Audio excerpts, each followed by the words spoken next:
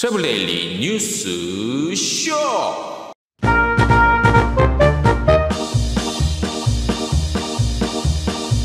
여행사들이 국회의사당 앞에서 최장일 시위 시작했습니다. 현장 취재 분위기 전해드리겠습니다. 대한항공이 수화물 탑재 안내 서비스를 유럽, 미주, 대양주, 두바이, 홍콩 노선 등으로 확대 실시합니다. 한국관광공사가 세계 관광 트렌드 도서를 출간했습니다. 서울관광재단과 한국PCO협회가 업무 협약을 맺었습니다. 서울형 글로벌 PCO 육성을 위해 상생하겠다는 계획입니다. 마리아나 관광청이 티니안 핫페퍼 축제가 정상적으로 열릴 것이라고 밝혔습니다. 지역사회에 간염이 없는 안정적인 상황에서 개최를 결정했다고 전했습니다. 포시즌스 방콕 앳 차오프라야 리버가 오픈했다는 소식입니다. 아시아나 항공이 오늘 이렇게 밝혔습니다. 계란이 왔어요. 트래블데일리 뉴스쇼 1월 26일 화요일자 순서 시작합니다. 말로만 재난업종 생존권을 보장하라! 보장하라! 보장하라! 보장하라! 말로만 재난업종 생존권을 보장하라! 보장하라! 보장하라! 보장하라! 며칠 전부터 집회 예고 보도를 해왔습니다. 그래서 저희는 조금은 다른 시선으로 이번 시위 집회 현장을 취재해 봤습니다. 그리고 타 매체에서 대부분 같은 내용을 담아내기에 조금은 다른 접근을 해보고 싶었습니다. 솔직히 처음에는 미심쩍었습니다. 과연 거리로 나올 수 있을까? 그럴 만한 용기가 있을까? 하는 의심이었습니다. 용기가 없어서가 아니라 지금 같은 이 시국에 여행이라는 단어는 곧 바이러스 전도사 같은 이미지로 둔갑하기 때문입니다. 엄밀히 말하면 여행업은 여행사입니다. 여행업에 몸담고 있는 이들은 아마도 5할 이상은 이른바 관광을 전공한 사람일 수 있죠. 그렇지 않은 경우도 물론 있겠습니다.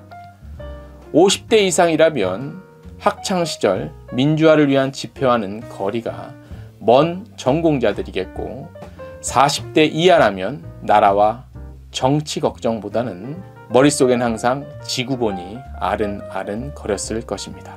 그만큼 투쟁, 시위, 집회 등 다소 전투적인 것과는 거리가 먼 일상이었을 것입니다.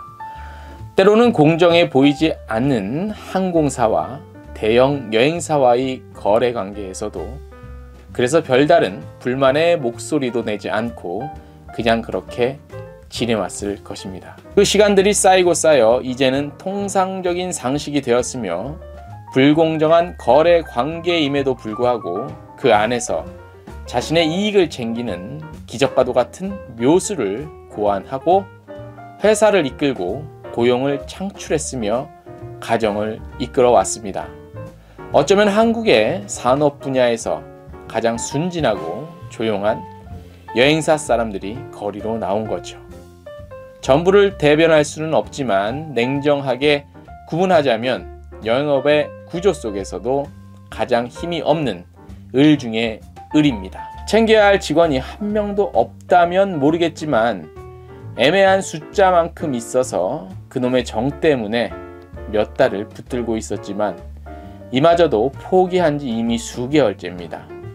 이젠 자신들의 목구멍이 문제입니다. 빌려서 목구멍을 채우는 것도 이미 한계를 지났습니다. 그래서 거리로 나온 거죠.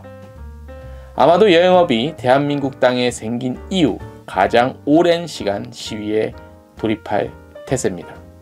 수년 전 대한항공이 여행사들을 섭섭하게 했을 때 협회 주관으로 오전 한때 시위에 돌입한 이후 처음이며 장장 10일을 릴레이 형식으로 이어간다고 하니 그 각오와 의지에 관심을 더 가져봐야 합니다. 어떤 식으로든 행정부의 허가와 지원을 받아 사업을 진행하는 주요 협회는 거리에 나오기 부담스러운 것도 사실이죠. 하지만 이번 시위에 낯짝이라도 비춰야 마땅합니다. 다행히 이른 아침부터 한국여행업협회 관계자는 여행사들이 도대체 무엇을 외치는지 알아야 한다며 나왔습니다. 매우 마땅한 일입니다. 한국관광업회 주강회가 있기는 있나 싶습니다. 많은 업체들이 회원사일 텐데 말이죠. 항공사 역시 관심을 가져야 마땅합니다. 그래도 자기들은 나라에서 지원을 받고 있죠. 항공업과 여행업은 다르다는 특권 의식일 수도 있겠고 차별 의식일 수도 있겠지만 요새 말로 솔직히 까놓고 말하자면 그동안 여행사에서 팔아준 티켓 금액이 얼마입니까? 그건까지 바라지는 않을 것입니다. 연대까지도 바라지 않을 줄 압니다. 하지만 지금 같은 사태에 그들이 거리로 뛰쳐나왔다면 최소한의 관심은 지당하고 마땅합니다. 비슷한 상황에 처한 다른 업종들은 그 기세가 대단합니다. PC방 업주들은 컴퓨터를 거리로 끌고 나와 망치로 부수죠.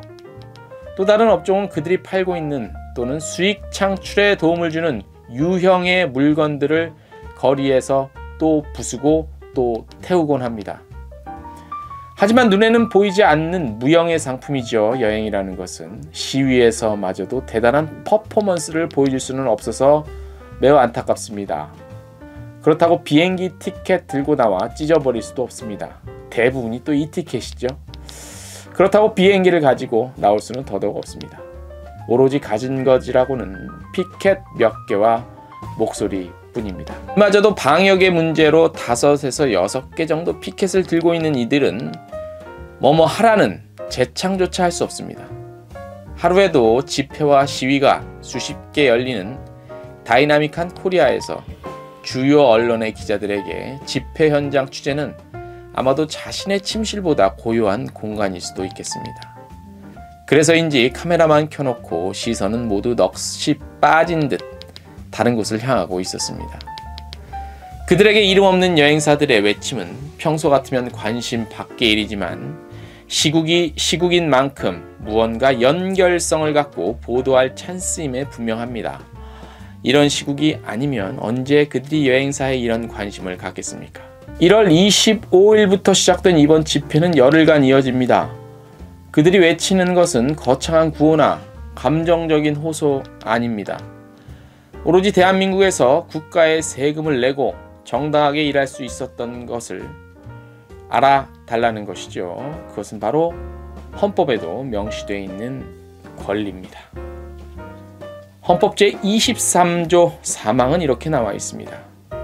공공필요에 의한 재산권의 수용, 사용 또는 제한 및 그에 대한 보상은 법률로서 하되 정당한 보상을 지급하여야 한다.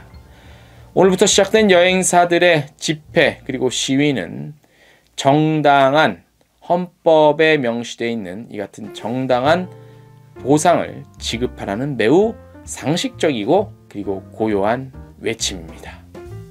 트래블데일리 뉴스쇼 오늘 순서 여기까지입니다.